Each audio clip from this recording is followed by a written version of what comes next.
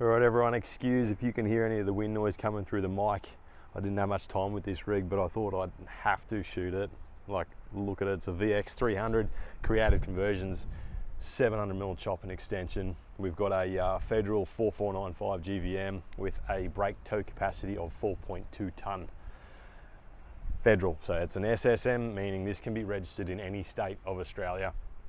And the coolest thing is that the way that sits right now is 3.7 tonne, meaning that we still have a payload of about 800 kilos. So for most people, take away your caravan weight and it's going to leave you with about 500 kilos remaining, which is so cool. On a car license, there's not many cars that you can do that with in Australia. And we've got the big Suzuki 20 horse in the back, our Pro Touring canopy by Norweld Australia, Red Arc Red Vision system. We're running a 300 amp lithium in here too, 300 amp BTEC. All the goodies, our full interior pack, carpet, roof insulation, and the Almac on top in our Pro Touring powder coat. 376 topper tracker by the boys at Mako Craft. We've got our usual little Pro Touring sort of fit out in that one with the EVA flooring, the white paint with black fleck. Looks really good, and the black 2-pack on the outsides. Really nice little boat, those ones. Comes in at around 95 kilo as that sits right there, and about 55 kilo for the outboard in the back. And what you see is a graphite 300 with a matte PPF from the team at Codex. So it like, seriously, how good is that? It actually completely transforms the look of your car and protects it at the same time. Sensational. Like,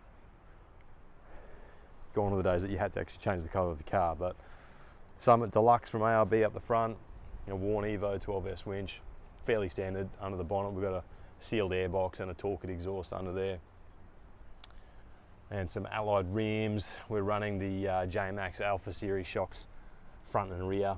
These ones are a manual adjust remote resi. We set them up to cater for basically the majority of use for this car. It's going to be a full-time traveling vehicle, so that's how we set up the shocks and the airbags and the coils. Remember guys, we do change up how these cars are built with the suspension, coil ratings, all that sort of stuff, depending on what is going in the car. It's quite specific to each car build, and we're bloody happy with how this one works. So Boss awning up the top as well. What do we got inside? Some black duck, excuse all my mess, some black duck seat covers, and Safety Dave. We've got a little black view dash cam up there as well.